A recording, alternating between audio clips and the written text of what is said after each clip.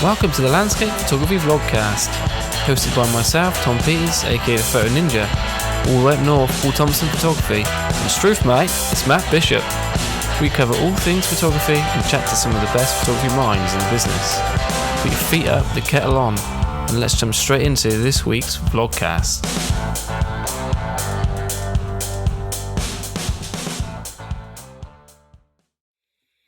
Right, welcome to the podcast, guys. How's everyone doing?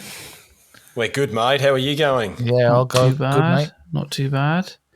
Good. Everyone been busy? Yeah, flat out. Flat out. Flat out, you lucky Yeah. bugger. Where have you been? Up in Scotland for 3 weeks. Oh, no. My heart bleeds for you, buddy. Yeah, it was awful, mate. It was awful. Was it? Oh, I'm sure it was. Yeah. No, it was a good trip. Apart from the weather, could have been better. The weather could have been more on our side, but you know we can't have everything, can you? Well, you kind of went to Scotland, didn't you? So you couldn't expect. Nah, you can't really expect Caribbean weather or anything. So. Well, do you want Caribbean weather when you go out photographing anyway? I mean, let's be Nah, not honest. really. I don't want blue skies, but I'd prefer if I wasn't getting piss wet through every 2 minutes. You know. That's for sure. Well, if you had a Pentax camera, mate, it wouldn't bother you so much. You know, Well, you wouldn't have to cover it all the time with a shower cap, would you? To be fair, I didn't with the Sony. I let it drown, to be honest. Really? In fact, there was a couple of times, when me and Tom were stood on the side of the road where we got absolutely hammered, and I just had to let it go. There's nothing I could do. There was no keeping it dry. Oh, really? Yeah. And they held up okay, did they? It didn't bat an eyelid. I had a little camper umbrella like that. Yeah, Awesome. And Yeah. I turned around and Paul was letting it all hang out, and I thought, oh, fair play to him. Yeah, there was no umbrella for me. I'll tell you. Well, you guys have got mirrorless Sony cameras, so you could have just used the umbrella that come out of the cocktails. You know, those little tiny ones. Oh yeah. I know what you mean. Yeah. You laugh, mate. You laugh. I suppose if you got mugged, you could throw that thing at him, couldn't you? Yeah, definitely. Best of it is, the thing is, my bag's still a ton weight. It makes no difference whatsoever. My bag's still a ton weight with all the gear in. With all the gear in it. That's I it. know. Yeah. I know. No. So this week we thought... Sorry, mate, you go. No, you go for it, mate. I was going to say, this week we thought we would talk a little bit about how you progress to the next step, however which way you want to say it. Whether that be going full time or just taking your photography personally to the next level. So how do we want to start this? Do we want to talk about our individual steps, or do we want to just get stuck into it straight away? I think we just get stuck into it. What do you think? Because we can kind of chat about our individual things as we go, really. Yeah.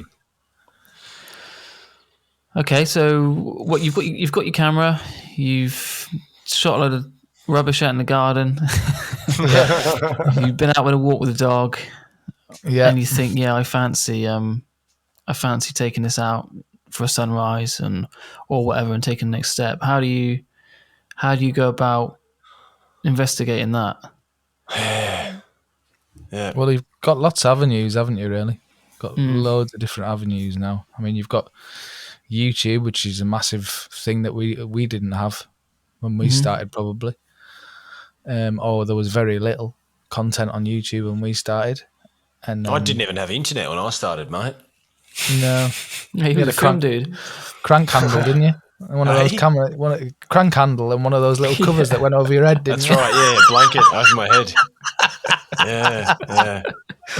You didn't want to get your hair He didn't wet, have a camera, but he had the blanket over his head. Which is actually a bloody good tip, guys. If you're out on field and you want to get a perfect composition, throw the jacket over your head. It's actually that's a very good tip. It actually works. Yeah. I guess it's like a horse blinkers, eh? Yeah. It just stops you from seeing everything else. It does. Yeah. Cuts out all those distractions. Yeah, true.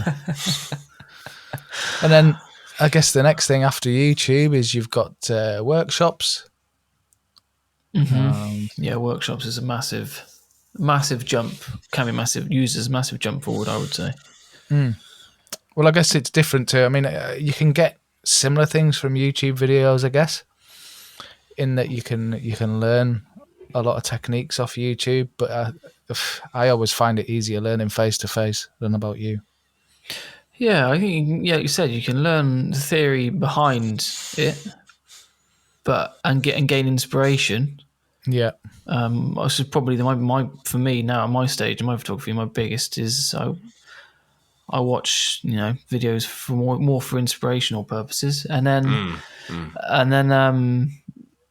putting it into practice is where making mistakes and actually doing it is where I think you cement knowledge in as such. Because I don't know about you, but when you was first learning Photoshop or Lightroom, you'd watch a couple of videos and then you'd edit an image and get it wrong, and watch some more videos and edit another image, and then to the point where you don't need to watch any more videos. Yeah, I know what you mean. Did you get to that point? Did you? I'm still watching videos now, mate. I still. Oh yeah, it's never ending. But like you get to that point where you feel like you've got a base to work from, like where everything is. And I'll tend to go to YouTube videos if there's like post-processing techniques and stuff like that I want to learn, or stuff like that, more than the actual on-field stuff. The on-field's more sort of, as you said before, more for inspiration than anything, but I think more about the processing and stuff like that I'll go to YouTube for, or finding out something on the camera I didn't know. Definitely, yeah, I definitely. How does this bloody thing work? What's this button do then? and that's what's great about YouTube. You can find out everything you need to know on there. You could think, how do you set up a highlight warning on a Sony camera? There'll be someone on there who's done it for you. But I think, okay, like you were saying, Tom, you might be someone who's picked up a camera maybe 12 months ago. You take the dog out for a walk and you buy your first camera and you see that you're enjoying it, and you might think, hey, I'm actually not bad at this or whatnot. And to take that next step, there are all these options out there, these free options that are available, especially on the internet. But I think it can only take you so far. It's more technical, isn't it? Yeah. It doesn't make you see a photograph, really. No. I mean, my story's a lot different to you guys. I mean, when I first picked up a camera, I knew instantly that I loved it, and I knew that this is me. I knew it instantly, but I was horrible at it, absolutely disgusting at it. I just couldn't. I tried to follow these basic rules that I read out of a magazine, and it just wouldn't happen for me. And that was quite a long process. The images were blurry, the shutter wasn't right, my white balance was wrong, I was using the wrong film, and I went and tried another film, and then I realised I had to buy the most expensive film was on the market to get what I needed. And even the camera gear I was buying was wrong because I had no idea. I didn't have some bloke on Instagram saying, hey, this tripod's awesome. That didn't exist. And I think making the best photographer out there is the one that makes the most mistakes, and the more mistakes you make, the better it's going to make you. But wouldn't it be great just to jump over that whole entire period of making mistakes and just get straight to the good stuff? Yeah, definitely, because you could progress so much faster, right? So those options are available now, aren't they, really? Yeah, well, they do. You can kind of fast track your way to further down the line, can't you? Yeah, workshops is a big one, isn't it, for me? Well, it is the biggest. It is the biggest. If you can go out and have a workshop with a professional photographer, a photographer that you admire, and a photographer whose work you would say, I'd love to be able to take photos like that guy one day. If you can go out and invest a little bit of money, because it is like if it's something you want to do for the rest of your life, it's a very, very small investment, isn't it? Just to go out on one workshop. Cool, yeah. And learn. I mean, you can take huge, huge jumps forward if you've actually there with someone who says, no, this is how you set the camera up. No, this is try and understand composition a bit more. Look at that tree in the distance. Someone who's breathing next to you and is actually taking everything, step by step through with you. They're huge, huge, huge steps. I remember I've only ever been on one workshop ever. One workshop. And that was about,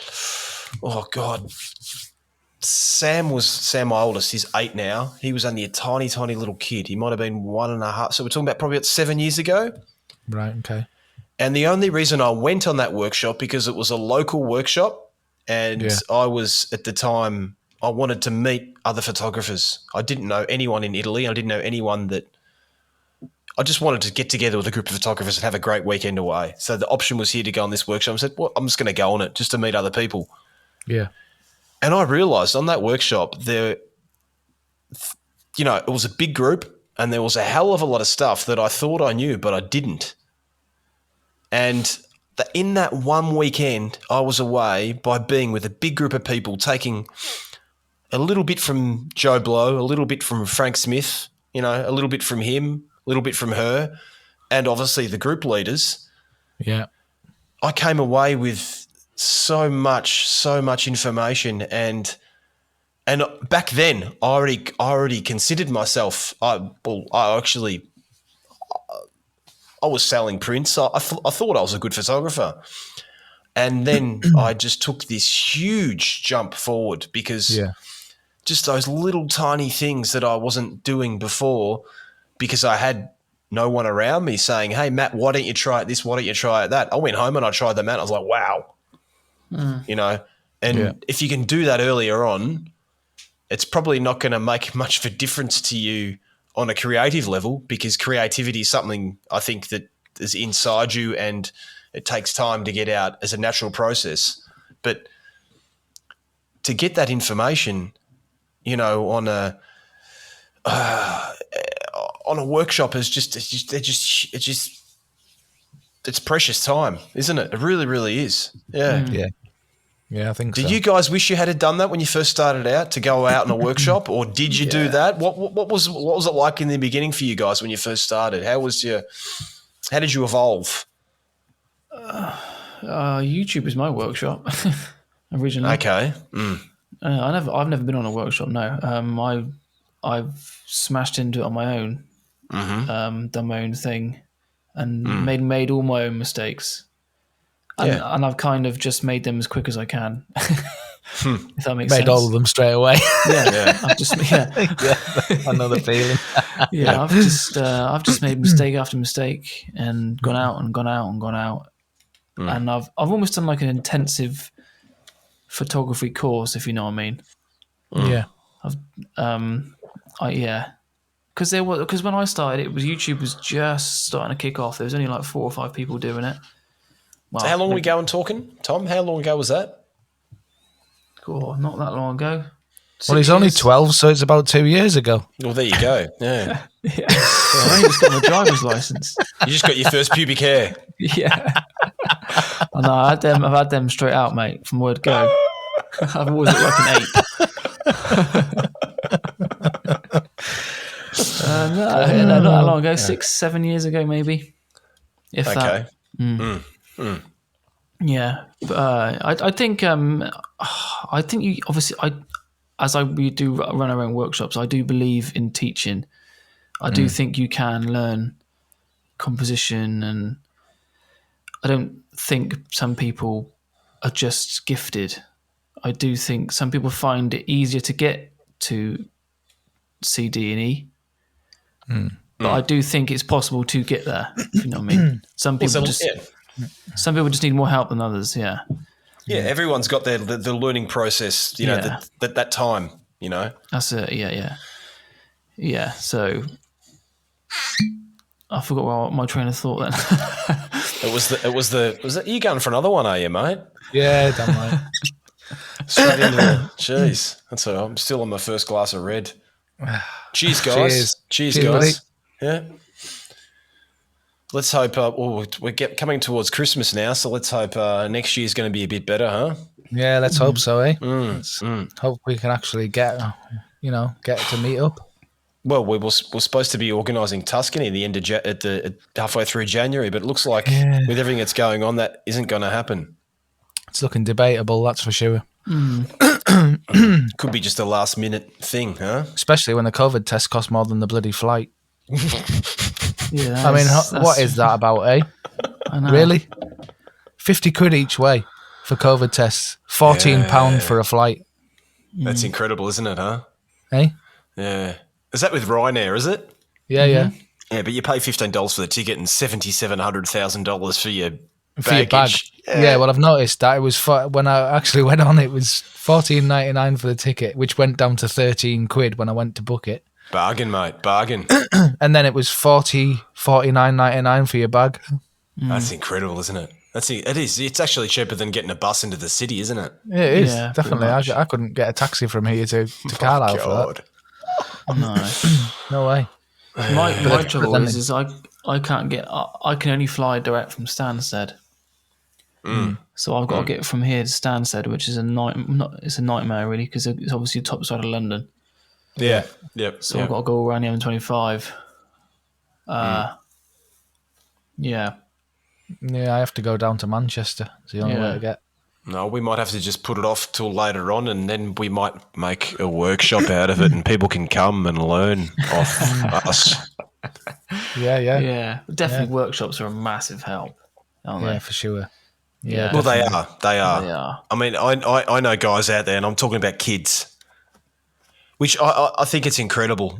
If I can see like a 22, 23-year-old kid out there, and they're taking these beautiful images, I think good on you. Like 23 years old, I actually started at 23 years old taking photographs, but that's not quite normal at that age for a 23-year-old. When you're 23, you just want to pick up and get drunk, don't you really? You don't really think about that much else. Yeah, so to actually see these guys out there doing it at that age, that's fantastic. But they're doing it because I know guys that have, they've gone out on a workshop with Mark Adamus. You know, they've gone out with him for 2 weeks in the middle of Alaska, and they've come home with just so much, and they've taken it all on board. They're obviously gifted to begin with, you know, but you go out and do that, you just change so much. Yeah, definitely. Yeah, it's so important. I don't think people realise how the investment in a workshop, you know, what it is. Well, yeah, because all too many people get obsessed with having the best gear. Yeah. Rather than actually educating themselves in how to take photographs in the first place. It's all right. You know what? It's great having the good gear. It's great having it. But if you don't know how to use it, it doesn't matter in the beginning. It doesn't matter in the beginning. It doesn't matter what you got. I mean, look, I'll use an example of a girl that came on my Patagonia workshop, the last one I did. Okay, so basically I picked her up from the airport.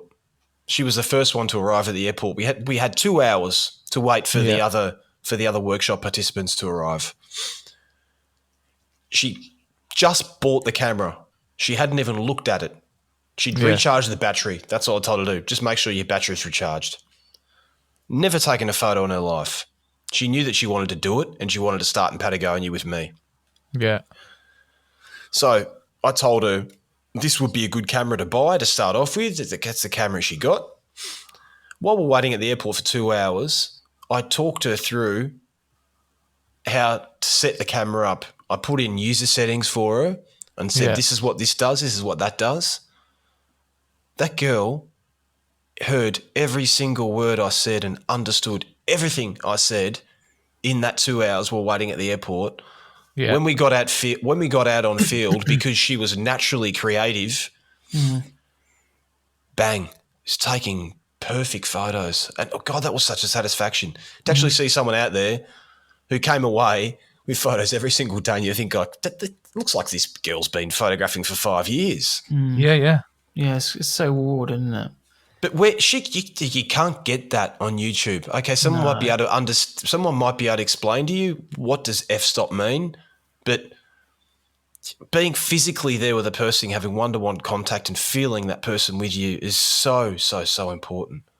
It really is. That's the biggest thing I think people interpret about photography is they feel like they once they know the technical side of it, and they think that learning composition is a thing that there's rules and parameters which they learn through the technical side, and they feel like once they know them, they'll go off and take pictures like everyone else that they admire. But when I take workshops, I don't teach the technical side unless someone asks me. Obviously, I will answer their questions, but I don't talk about ISO f-stop unless we're shooting something specific and it requires a fast shutter speed or whatever. Okay. You have for me taking especially woodland is you have to relax. You have to feel like you're part of it. Like you have to feel which then makes you feel inspired, and then you can start taking images. It's like a mental process, isn't it? Yeah. You start to see things when you relax and you're chilled. You're not thinking about anything other than your bills or what you're having for tea or whatever. You need to be chilled and in that mindset. And then I think that's when you can start to see things that other people don't see. Because most people are thinking, oh, I'll put that tree there and then because it looks better. Or I shoot 3 trees or 1 tree and not 2 trees because odd numbers look better. They're not thinking. They're not actually thinking about what's actually best for that scene. And so that's what I try and What the hell's going on here? No, this is it. They're back to normal now that we're recording. You see? Sorry, everyone. We just had this technical issue. Yeah, it was called. It's called my microphone. It was called my Windows PC. That's why I don't use it very often now. I didn't swear. It wasn't that at all. It didn't get cut out. No, well, I usually just chop that out anyway, mate. So no, you don't. The last time you left everything on there. Everything. Yeah, I did. But, you weren't too bad that time. Oh, no, actually, everything. No, the last time you did cut out stuff was the time before we got a lot of stuff cut out, wasn't it? Yeah. We've got to cut you out every now and then. You talk too much. That's true. Yeah, that is true, isn't it? Jabber. It's my dad's fault. Am I really quiet now? I bet. Oh, no, we're all good. We're all good. Wave lines are looking a lot better. By the Beautiful. Looks of it. So we got the technical thing out of the way. What were we talking about? We were just talking about feeling the composition, learning the actual feel, learning to feel into the scene rather than actually learning the technical side of. Yeah, and I think I basically said that it's people tend to focus more on the f-stops and on the technical side of it rather than what's in front of them. Yeah, but it depends who you've got with you. I mean, I still consider today photography as a craftsmanship, and you need to know how to use your tools properly first. So it depends who you got in front of you. If you've got someone technically minded, but they it's not like they don't have a creative part. We all have a creative part. We just have to understand how to open that up. You have to assist them in doing that, like you were saying, Tom, But I suppose, I've found on workshops where I had one guy with me on a workshop he's been taking photos for 20 years more than me. And he basically had his camera out in the front of him and taking these images. And I said to him, hang on a second, what are you using that setting for? And he's like, oh, I've always used it. And I said, well, you've always done it wrong, haven't you? Why don't you try it like this? And he's like, oh my God, you just opened up a whole new world to me. Yeah. And that's technical. So like I said, it just depends. Yeah. I had the same thing. Yeah. I had exactly the same thing with a client on a workshop. He says, he's busy looking through the viewfinder and what have you. I says, well, if you press that button there, mate, it goes to live view. It does what? I says, yeah, press that button there and watch what happens. And he was blown away. He says, well, that was worth the whole workshop just learning that. And I thought, there you go. Really? He just didn't know that the live view button was there. And there was an auto level because he was trying to level the horizon. I says, well, go into live view and there's a level there. And he was blown away. Blown away. It's just, I guess what happens is because we know those things are there, you kind of take it for granted. Yeah. And don't really think that other people won't know that that's there. Yeah, definitely, yeah. The last kid I took out, he was a really good photographer. I think he's got more followers than I have on Instagram. And I said to him, "Have you got a long lens? We come to this area that I knew in the woods, and it's a bit more open, and it's really good because it's like in a valley, so you can stand either side of the valley, and you can shoot across the valley from both sides. And so it's perfect for sunrise or sunset." And I said, "Have you got a long lens?" He said, "Yeah." I said, "But I never use it really for woodland." And I was like, "What?" I said, "I never shoot anything wider than 50 normally when I'm shooting woodlands." So he stuck the long lens on. He was like, "Oh my God." He was like, "I never even would have seen that." He said, "I'm always looking on the ground for like a fern to blow up in the foreground."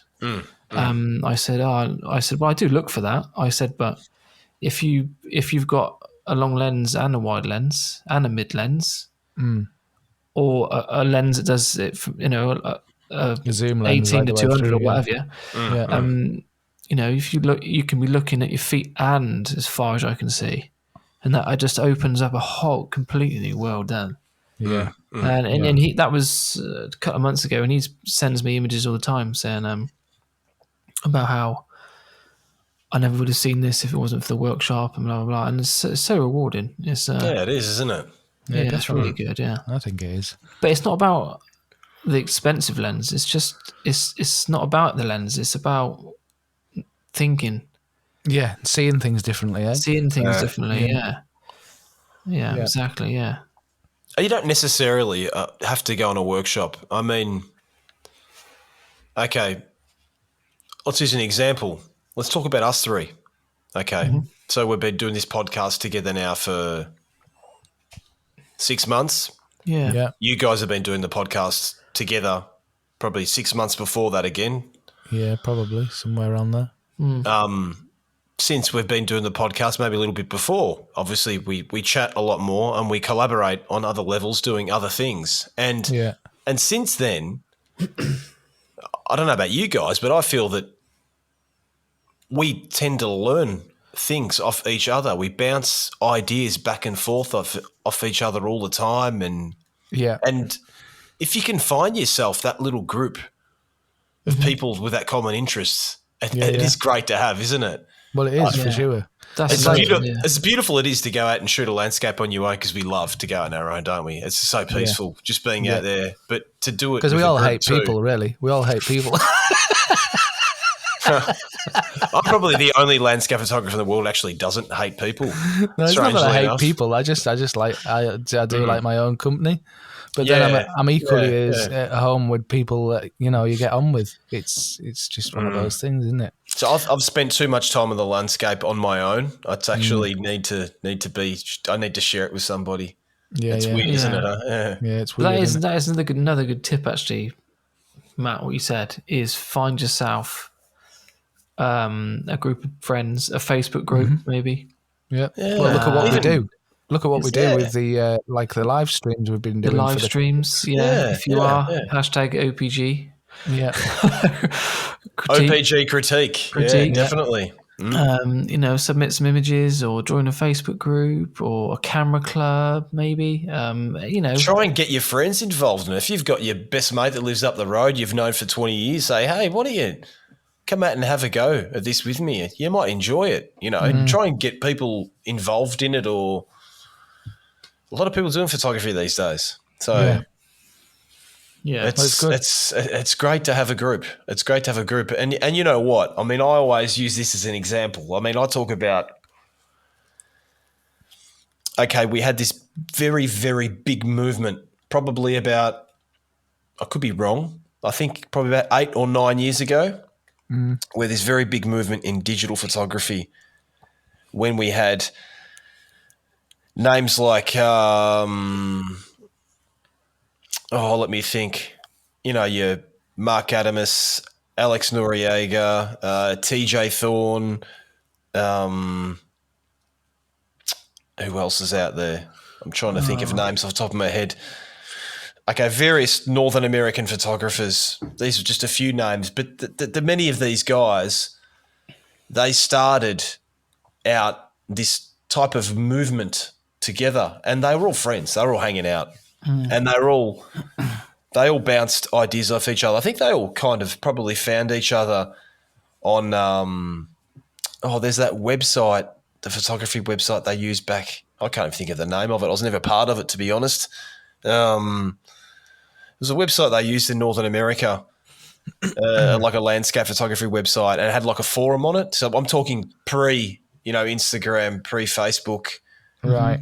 And a lot of these guys sort of fed ideas off each other and, went out on field together and learned off each other. And, they started working with tonality masks in post-production and experimenting with very wide-angle lenses, and they all fed off each other. And these are guys today that are very, very influential photographers in the landscape photography community. And that's because they fed off each other. They were mates. They worked together. They found out new techniques, and they were all roughly on the same level.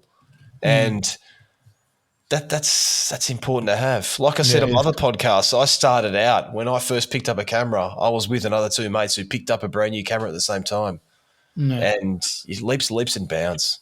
Definitely, kind of like what we was talking about off air is with YouTube and growing with YouTube, and that as individual channels, it's all about collaboration. Yeah, and that relates to everything in life, I think. Yeah, it does, doesn't it? I think you learn so much faster when you learn together. You do, definitely. You do. You definitely grow as individuals, because you're not just learning from your own mistakes. You're learning from I can't remember who told me, but I remember hearing someone tell me once when I was very young. There's only one way. There's only one better way to learn than from your own mistakes, and that's learning from someone else's mistakes. Yeah. And it's so true. Like if you can learn from someone else as well as learn from yourself, then it can only be good. Well, yeah, because that basically fast tracks you past all the mistakes that they previously made. I think that's kind of why workshops work so well. It's because you are learning from someone that's already made all their mistakes. Yeah. But yeah.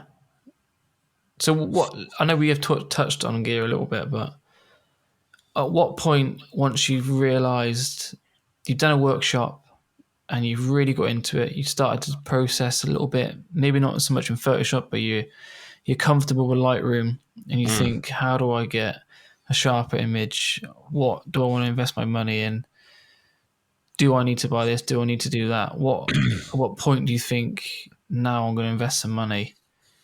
I've outgrown my D3300 or... Yeah. Did you two ever realise, was there a distinctive moment where you thought that this time? Or was it something that you sort of dragged on? No, I kind of realised it at some point, because that's the very camera I had when I started. Really? The Nikon D3300, that's what I started with. The first sort of interchangeable lens camera I had. Yeah. And I've sort of learned pretty quick that I wanted something else. And the first thing I did before I went and bought anything else was I bought second-hand an older camera, which was the D200. All right. I bought one of those because I thought, well, it was a more professional camera back in the day, so it's got to be better than this. And I got it. I loved that camera for what I could get out of it, but it was a lot smaller. It was only like 12 megapixels or something, as opposed to the D3300, which was, I can't remember, 20 something, 24 or something, 24 something like that.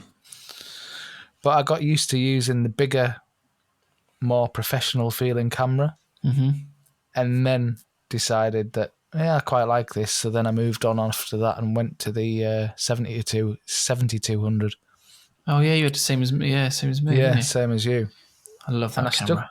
I loved that camera. I stuck with it. I must have stuck with that camera for a couple of years. So why did you guys leave Nikon? I left personally. I was on the D7200, and I was toying with the idea of going full frame. And of course, I had all my lenses at that point. I hadn't because I was still kind of partway through learning the whole process, really, I hadn't invested in full frame glass. I'd always invested in DX glass to go with. DX, APS-C. Yeah. Okay. Yep. Because I thought, well, that's what I need to go with my camera. If I'd had foresight, I probably would have bought full frame lenses and then upgraded to a Nikon full frame. Yeah, But definitely. because I'd had all DX lenses and everything, I thought, well, if I'm going to change systems, now's the time to do it, because I need to change all my lenses. I need to change the camera bodies to move on. So because I had to get rid of everything anyway, I thought, well, Sony were doing more for me than Nikon were at the time. They hadn't progressed. So you're talking, 3 years ago? Yeah. Everything's moved pretty fast, really, hasn't it, really? Yeah. I mean, Nikon didn't have a mirrorless camera out, and I could see mirrorless was going to be the way forward for me. So you never tempted to get like a D850, what 3 years ago, was it a D810, wasn't it? You never tempted to go... No, I didn't. I mean, they're brilliant cameras. They still are brilliant cameras. Still are brilliant cameras, yeah. Oh, yeah, definitely. Yeah. Definitely, but then I also thought to myself, well, they're not going to be around forever, and the way forward's going to be mirrorless. So it's the money as well, isn't it? Yeah, definitely. You're investing so much money. I want something that I know can have 10 years. Yeah, and I wanted something that I knew I was going to be able to use the glass and change the body with. Yeah, and at the time with Nikon, they didn't seem to be going anywhere other than sticking with DSLR. So it was like a crossroads point for me. I just thought, well, if they're not going to do anything, I'm going to have to go with somebody who is, because I could see Sony were going to be the ones that were going to be around longer. Okay. If things hadn't changed. Yeah. I probably would have stuck with Nikon if they got their act together quicker, but it just so happened at the time they didn't. So I just switched. Oh, you, Tom? Mine's pretty much identical to that. I had my first proper camera was the D7-200. And I had that camera for 5 years. Wow. I reckon. I got very lucky with lenses. I brought a nifty 50 initially. For woodland, because it was perfect for woodland, because it's around, what was that, 50 mil equivalent? 75. Yeah, 75. So it was perfect for woodland, and it was super sharp as well, that nifty 50. Yeah, it was a lovely lens, that. Yeah, it's brilliant, yeah. And then, do you know Dave Griff from Langley Island? Yeah, he's a YouTuber, quite a big YouTuber. I was quite friendly with him, and went up to see him once to shoot the lighthouse on the island, and he's went Olympus, and he gave me a Takina 11-16 and a Sigma 70-30 300, was it? And I just used them lenses. I thought, well, I'll just use them. But it got to the point where I reached the same crossroads as Paul, where I knew they weren't the best quality optically. I knew the camera was far better than the lenses I was using, and I didn't want to spend thousands of pounds on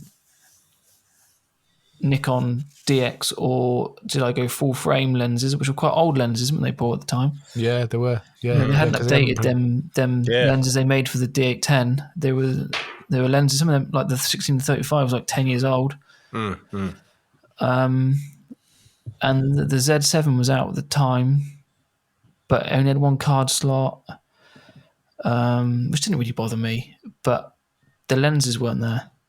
There was only a handful of lenses. I bet you're spewing now. Those F4 lenses are supposed to be insane. I know. Yeah, well, they are, but I know. Yeah. But then I guess you get switched over, and you work with what you got from that point. That's it. Yeah. And then I discovered E-Infinity in the grey market. Yeah. And I thought, Christ, I can go 2.8 glass, an A7R4, be 3.5, 4 grand cheaper than Wex. I can get exactly what I want, and that's going to last me for as long as I need. So that's what I do. But I do agree with Paul. If the Z7 II was out and they had them lenses they have out now, I probably would have stayed with Nikon. Stay with Nikon. 100. I probably wouldn't have entertained Sony. Yeah. So what we're getting at here is that, you know, when you get to that stage where, hey, I'm taking it seriously, you know, you've done the workshop, you understand what you're doing, you're getting at the level that you're satisfied with. You're saying, I'm enjoying it and I feel like I'm getting good at it and I'm getting satisfaction from it. So we have to move forward. So that move forward is to understand, okay, what system I'm using now, and do I need to continue with that? Or do I change completely? It's a very important decision. So it's good that we brought this up. I agree 100%. So important. And I'm to be honest, if I think about it again, if I could afford it now, I would probably switch to Fuji, and I would probably switch to Fuji medium format. Because I just love the files that come out of that. All right, those GFX cameras. They're just you just don't have to work them. They just come out and they just look beautiful. It's funny you say that. I think if I had the money now, or it was cost effective for me to trade what I've got in, I would buy a Z7 II and the equivalent lenses in Nikon. Yeah, but if I could go backwards, I would have probably just got a 645Z. I would have just gone medium format to begin with. I just love the files. I just love the files. I was very tempted to buy a Pentax. I was this close. I was in the shop. I had the K1 II in my hand. Yeah. And it was the fact that the lenses were so dear, even because they were dearer than the Sony the G Master lenses from the Infinity. That swayed it for me. But I just love the way that Pentax felt in my hand. I know it's a bit old school. I know it's not mirrorless. But I just love the rugged feel of it, the tactile sort of feel. It made you feel like you worked for National Geographic when you held that camera in your hand. Yeah, that's true. Yeah. When you hold them, you do. You feel like you're very, very. I don't know. It's got this. Makes you feel like you're the nuts when you hold that camera. That's why my photos are so damn good. So what about you then? Mate? We all know that you're a Pentax bummer, so let's have it.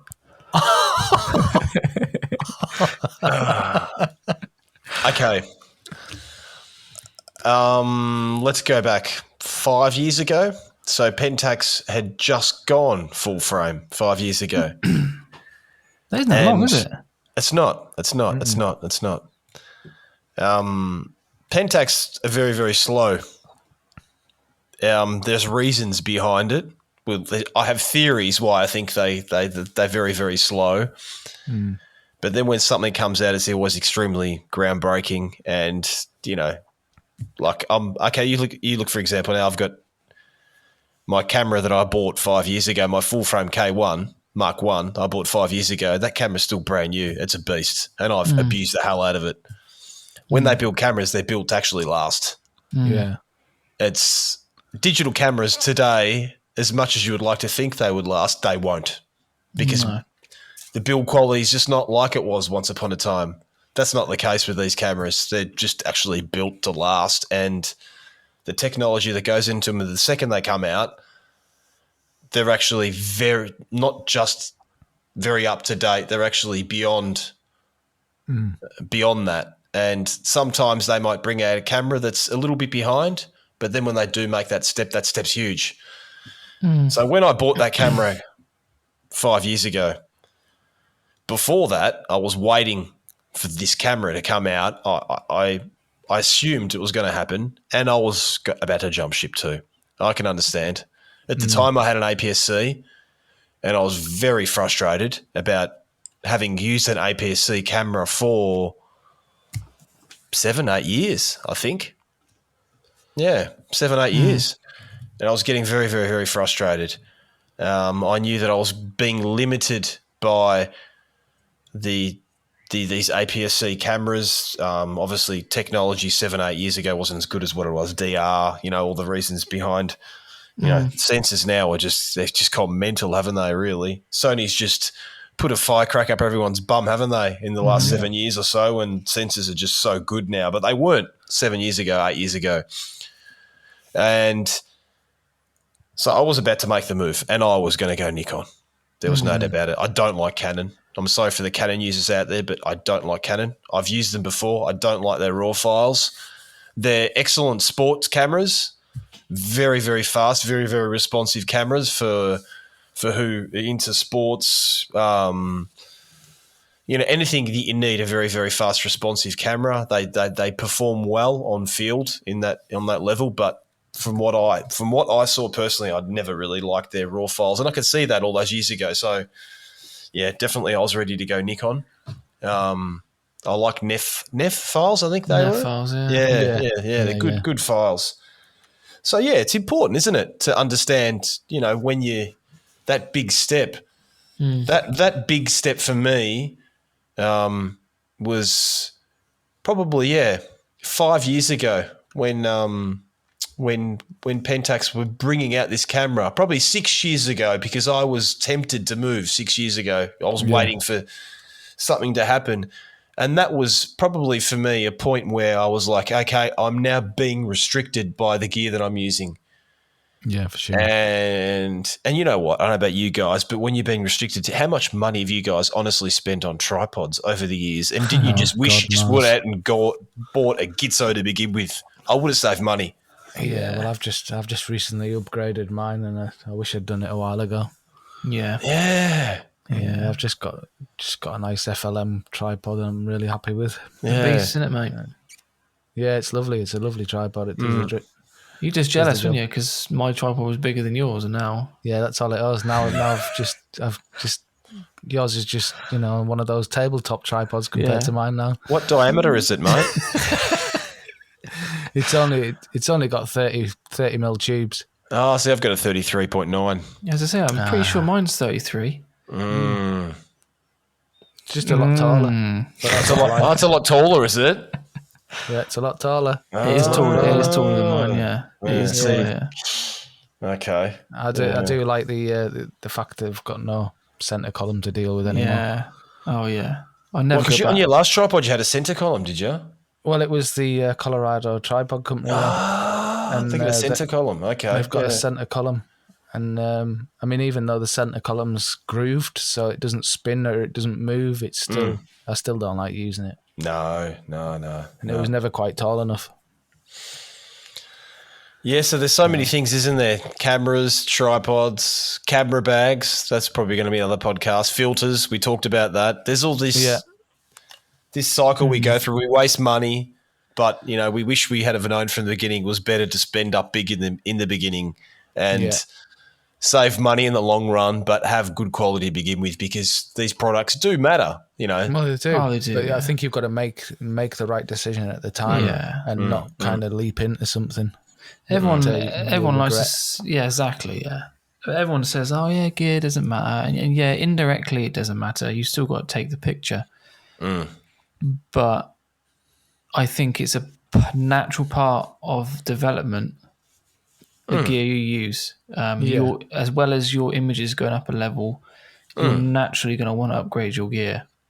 Definitely, and if you can, because you're looking at the files, aren't you? And as you progress, you start to see imperfections. Good point. That's a good point. Yeah, that you don't want to be there anymore. And the thing is, upgrading your gear to better glass and everything does give you cleaner images. There's no way to say it, other way to say it really. It just does. I suppose it's once you learn and you've got confidence in your own ability, you notice your concrete evidence in your head is that it's not me. I'm not getting corner sharpness because the lens isn't as good quality.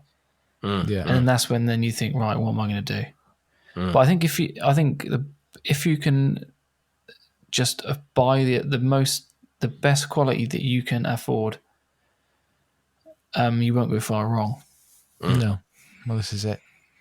Because how It's many? that point. It's that point, where you have to be sure, that okay, I'm sure I want to invest in photography. I'm sure I want to continue doing it. When you're 100% sure that that it's going to be a lifetime choice, I think that's when you make that step and you say, yeah, okay, I'm going to buy what I can afford, Yeah, Yeah. Yeah. yeah, yeah, definitely. Yeah. So what else would you recommend, guys? What's another thing that would help us make that big step forward, that next step forward? Travel, I would say. Getting out your comfort zone. Yeah. Shooting something other than a walk from your house, putting yourself in a situation where you don't really know what you're doing, because again, you're going to learn by making mistakes there, which I'm sure will help you next time you go to the same location or go somewhere else, or going out shooting with other photographers at your level or professional photographers. Dare I say the word professional? Just be careful who says they're professional. and then just basically see what they're shooting. I think that's a massive help, is to actually understand what they're shooting and what you're not seeing. Oh yeah, Post production. Post production. Yeah, definitely. That's something else it's worth investing in, courses. Oh yeah. Tutorials are so cheap when you think about it. You can spend $100 and just get so much information from very good very, very good photographers. Yeah. Tutorials that are going to help you. We live in digital photography now, and as much as we think that we can get these images in camera, it's not film. It's a raw file. So to get that information out of that raw file and to make it seem as though it was a film negative or go beyond that, there's certain things we have to do to those raw files to achieve that. This in-camera thing where you think you can take a shot, upload it into Lightroom, export it, doesn't exist. Some things have to be manipulated. Manipulate is the wrong word. Some things have to be tweaked to be brought out of those raw files. And it's important. I think it's such an important. We live in digital photography now. Post-production is very, very, very important. And to understand how to do it correctly, it takes time. And it's probably one of the most difficult things to learn today is post-production, because it will take you hundreds and hundreds and hundreds and hundreds of hours through trial and error before you actually understand what you're doing, especially when it comes to Photoshop. I don't know how many late nights I've spent experimenting on Photoshop all the time, going through tutorials. I've spent lots of money on tutorials years ago from big-name photographers, learning their techniques and then trying to apply them to my style, trying to say, okay, well, I don't know, Alex Noriega used his TK actions in this way. Well, yeah, that's great. That worked for him, and thanks for showing me that tip. But now I'm going to extract that and use that to my favor, to use that to how I want. And when you start mixing all these different styles up of different types of post-production techniques, it's a huge, huge, huge investment, Yeah, I'm it really is. Yeah. I really spent is. money on. I hold my hands up. I've bought Nick Page's this whole lot. Enrique's. I've watched his. Some of Alistair Ben's I think I've done. And he was the American guy, real popular, real famous. I'm going to shoot myself for not knowing his name. American guy, really famous. He's been on Alistair Ben's podcast. He's been everywhere. He wears glasses. He's been in some of the F4 videos. He's been in the F4 videos. Wears glasses. I know who you mean. I bought some of his. He's really good. Really softly spoken. Yeah. Got a soft American sort of southern accent. Yeah, well, wears glasses. It's what's his name? Sean Bagshaw. Sean Bagshaw. Oh, Bagshaw. Yeah. I love Does he wear Sean. glasses, does he? He does in his tutorials. Oh, okay. But yeah, Sean Bagshaw's videos are really good. We all know how involved he gets with his post production, and yeah, really good. Bagshaw's he's very strict and he's very conservative with his post production. He's not someone who never goes overboard. No, he uses it to the right level, and I think he's very, very true to what he does. He's helped out massively with over the years with tonality masks, especially in collaboration with Tony Kuiper. He's done amazing things. Yeah, definitely hats off to him. I would love to get him on the podcast. Yeah. That'd be amazing. But I would highly recommend, if anyone out there is looking who wants to get into Photoshop, Sean Bagshaw would be the first place I'd go. Definitely. I agree. There's 100%. different levels, isn't there? There's like the ones where you need to sort of understand the techniques. And then there's these creative ones, like your Enrico Fossatis, for example, your Ryan Dyer, where they take things onto a creative level. If you want to go down that track, that's great. But yeah, definitely, I agree about Bagshaw. Like as you said, Nick Page, I think did quite a few years ago. He actually did quite a good one about just the basic settings for Photoshop and just simplified everything. Yeah, his videos are really good. Yeah, because he's not condescending, is he? When it comes to photography, he doesn't try and make it sound intelligent because. Well, I believe he's self-taught as well. I don't know. I believe he's I'm sure I read that or heard that somewhere. So he's very down to earth. He knows the crack. Yeah. So I found his videos very easy to follow. Because who else as well is who I started off watching quite a bit. Yeah. Tutorials is Tony Sweet. Tony Sweet. Tony Sweet. Yeah, a guy called Tony Sweet. And that's who really, really sort of got me started in wanting to learn more about landscape photography. Okay. And I'll have to look him up. Tony, where's he from, mate? He's American as well. He's sweet. He's an ex jazz musician, I think. Okay. So that's his jazz name. What's his real name? No, that is his name. Oh, okay. Yeah, he's if you like landscape photography and what have you, he's really worth checking out. Tony Sweet. Okay, I'll check him out. Yeah. All right. Yeah, definitely. Awesome. I used to love his stuff. Still do. Still love checking him out. So yeah, tutorials so important.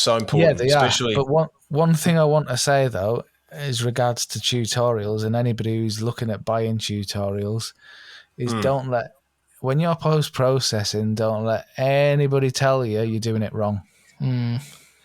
Because it's utter bollocks.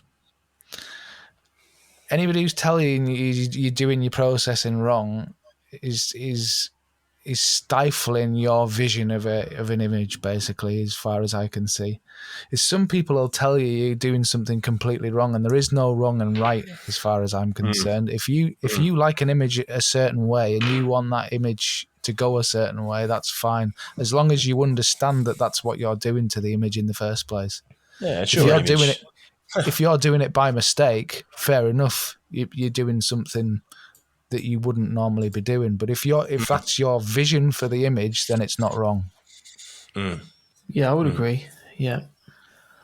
Yeah. I mean, I can remember. I can remember when I opened up Lightroom for the first time.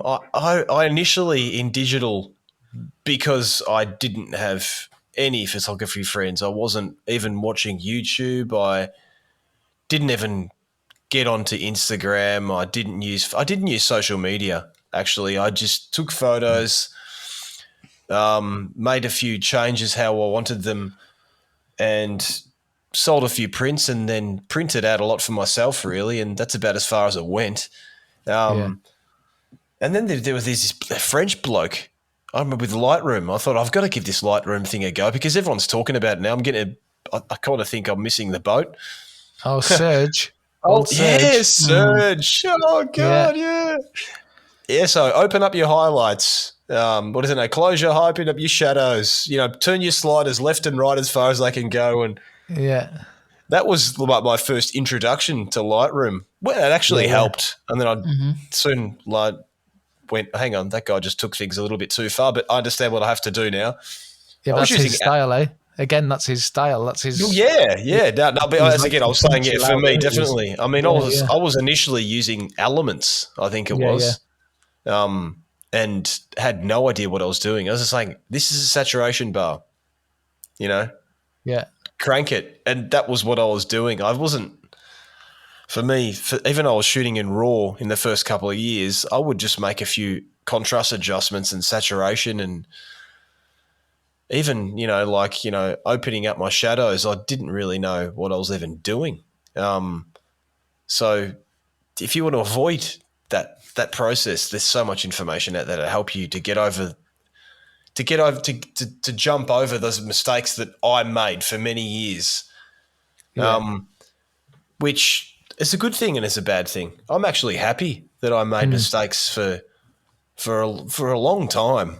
The first years in photography, I made 2 more mistakes than I did. I mean, if I were to go, I've got 2 huge wooden boxes over there full of slide film, and I could probably pick half a dozen photos out I'd look at today and say, I still like those photos, But and I've just got, that's just memories for me. Just that's absolute garbage. But that was great doing that. That was great going, hang on, that's blurry. Why is it blurry? Let me figure that out.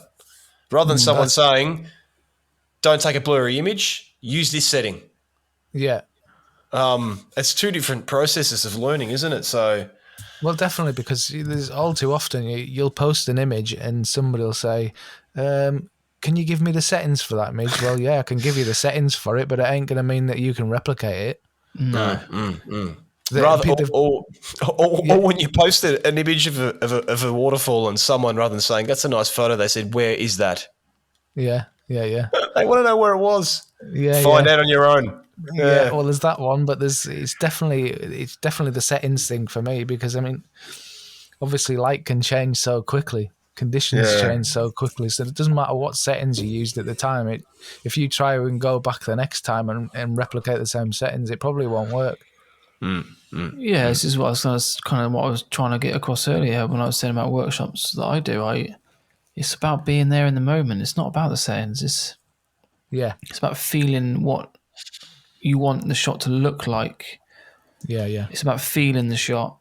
And the settings being at one with the rock. Yeah, well, it's a bit, without getting all hippie and that. That's what it's about, though, isn't it? For me, I think if you can put feeling, or if you can feel the place, the image before you take it, that comes out in the image, and the settings and that get decided from that. Yeah, I never look at a tree and think, oh, if I shoot that, I need to shoot that tree at f8. So whatever. I got to keep my ISO down to 100, because if I go to 400, it look like shit. I never think that. I think if I need to get like with them trees we shot at Scotland, I shot them at 800 ISO. Yeah, well, we had to, because it was pitch black. It was dark. Yeah, exactly. But my initial thought was, it's cold, it's wet. This is great. I'm getting wet. I want to capture that, so I need a fast shutter speed. I want to capture that rain like that across the screen. Going horizontal. Yeah, exactly. Yeah. Which means I have to shoot at ISO 800 because I want 1/20th of a second. Yeah. Did you have your cocktail umbrella open when you were taking that image, or? Oh, he had 2, mate. He had one either side. It was like a little leprechaun. Like this. Yeah, but you know what I mean? It's that the settings don't come till after I decide how I want the image to look. Whereas people do it the other way around. Yeah, definitely. Agreed, definitely. But again, that's something that comes definitely later on, doesn't it? These are feelings that you have because you have quite a lot of experience behind you to be able to translate those emotions into settings, not the other way around. You're right. Yeah. It's like almost like second nature. See, I for example, if I go out in field, I mean, there's always this thing about, when you go out on field, you should always walk around and look, and then pick up your camera and don't get your tripod out and look in your camera and try and find the composition. Yeah. I actually see the composition exactly how it is at its focal length without even pulling the camera out. Mm-hmm. Yeah. Because I've done it that much for so many years. I actually open my tripod out exactly where I know where it needs to go. Mm-hmm. And I get it almost every single time. Mm-hmm. Yeah. Obviously you got to refine things, don't you, a little bit. You got to make sure that tree trunk comes through to the left-hand corner perfectly. It's refining that composition, but the general whole aspect of the scene, many, many years helps so much because everything just becomes second nature and everything just runs off each other, doesn't it? Yeah. That's something. Yeah. That's something you can only learn over time, I think. Definitely. Yeah. I think the whole aspect behind thought process behind teaching people not to bring their tripod out is because most people that don't have that experience will literally think, "Oh, that lighthouse looks good. I don't want to bend down, so I'm putting my tripod here, at high level, and I don't want to get too close. I don't want to get too far because I can't really bother to get my long lens out, or I can't bother to get my wide lens out." And they end up just taking a shot.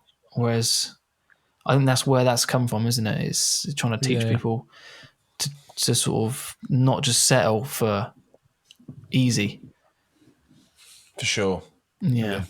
What about podcasts? Do you think podcasts actually help for photographers? Oh, I don't know. hopefully. If I listen to this one, maybe not. I don't know. But yeah, go, mate. Yeah. Yeah, I think they do, just in the same way as YouTube does. I think it's still valid information. It's still, I mean, it's for me the way I really got into photography was by immersing myself in all aspects of it. So I immersed myself in YouTube, I immersed myself in podcasts, because obviously having the driving job that I had before I started going full time, I was driving for work, but I had the time to sit and listen. So that's what I would listen to constantly. Any podcasts I could listen to. I'd even download YouTube videos and listen to the audio on the way around, just so I could get the idea of, and immerse myself in it. And it's another, I don't know if I'm using the right word. I'm going to try and sound intelligent here, guys, but I know it's not going to happen. Hang on, I'm going to try it. You ready? Because you guys know my English is awful because I spend 90% of my life actually speaking in Italian, so the 10% I speak English is on this podcast. That was me doing a drum roll, by the way. I was doing a drum roll. Oh, was it? I thought it was your wife banging on the wall saying, "Come to bed." Podcasts, the way I think of it, we have these different forms of input, let's say, from where we learn, whether it's reading or whether it's YouTube. I find podcasts, it's another cognitive input. Does that sound like it was good, wasn't it? Huh? Ooh, jeez. Mind blown. Yeah, mind blown. Yeah, I need another whiskey now. Hang on. Yeah, I never knew an Aussie could even pronounce that. So I need another red wine. If I had another red wine, I wouldn't have been able to say cognitive input. Yeah. I probably just used the wrong words then, and I'm sorry to all those intelligent people out there. I went to a really bad high school and had a poor education, but you are the pretty one out of the three of us, out of the group. Am I? Yeah. Well, apparently, pretty boy. Hang on. I'll put the lights on. There we go. You want to see my face now? Hang on. Turn them off. For God's sake. I was actually trying to be serious for once, guys. Like, really? Yeah. Well, it doesn't happen that often, so it took us by surprise. I know, yeah. No, you are right, I think, yeah. I think you can learn so much. It's listening to something, and I think your brain absorbs it on a different wavelength. And when it's like reading. If you read a book or you watch the movie of the book, it's very different. The two are very different. So, like as you were saying, Paul, to pick things up from everywhere, from YouTube, from podcasts, from reading a book, that's another one, guys. Reading books from great photographers. Yeah, definitely. Go and hand pick some of the best photographers that their names have echoed through generations. Go and buy their books, and learn off them, because these people had, like I always talk about that guy, but I can never think of his goddamn name. Come on, the guy that just took the black and white images in some national park. Every time, what is wrong with you? Every time. I actually think it's because people talk about him so much that my brain just says, nah. You switched off. I switch off because too many people talk about him. But no, definitely, I would never say anything bad about Ansel Adams. That guy was a freaking genius on every single level. But you think that back then that guy didn't have the technology available that what we have today, and what he was able to do back then. I've just lost my train of thought. What was I trying to talk about then? I've got no idea. You talk about influential people in books, and then taking guys their like knowledge. him, taking the knowledge from a guy back then who had just minimal technology. It is in front of him. I mean, the cameras he used back then, the tripods. I mean, that guy I think he had to carry his gear in a wheelbarrow. I heard somewhere. I don't know if that's true or not. Right. But to read these books today, the way they talk about photography is just so advanced. Yeah. I think it's knowing the history, isn't it? Yeah. Like knowing the history, like going back. I think if you understand how photography's progressed, that can help you in today's. Like if you, like say Adam Paul. Yeah. Like, he shot film for a living, didn't he? Yeah, he did. Yeah. And when you and knowing what I know now, and I'm sure like other people hopefully will understand as well, is when you take a frame digitally, obviously. It's very quick, it's easy, it's convenient, isn't it? It is, yeah. But definitely. when you're shooting film, there's a whole new process, isn't there? And obviously you do, Matt, as well, don't you? You shot film. Yeah. It's so much more involved. And I think if you can appreciate that, that will help you in the digital world. Yeah. I don't think you should disregard that as history and think, well, that doesn't matter to me anymore because that doesn't happen anymore. But I think if you understand it, and appreciate it, then it would help you. It helps me anyway. It's basically about enjoying the process. Enjoy the whole process rather than just turning up and going, bang, there's the shot. Just enjoy the whole process of it. Exactly. Yeah. And which stems back to slowing down, feeling the shot before you take it, like I've said a million times already. Definitely. It's all part of that process. Yeah. Rather than shooting it at generic settings and moving on to something else. Yeah. So, guys, I think we've pretty much said that workshops is an extremely important player in this step forward. Together with gear, and so what was that, Paul? What were you talking? I don't know what that means. Is that something you say in the UK? Hang on. Yeah, it says wind it down. I was actually. See, it's your fault, mate, because you're going to edit it, not me. Okay, so we've talked about definitely one of the important aspects of what we've been talking about this podcast is workshops. If you can go on a workshop with a photography that you admire and respect, you can really, really go in leaps and bounds.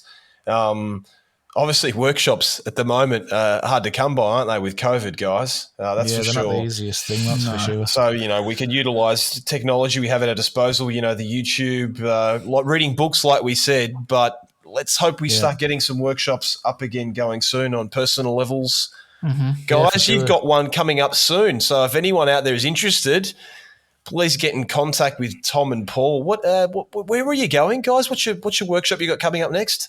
Northumberland. That's where we're planning on going. Yeah. Okay.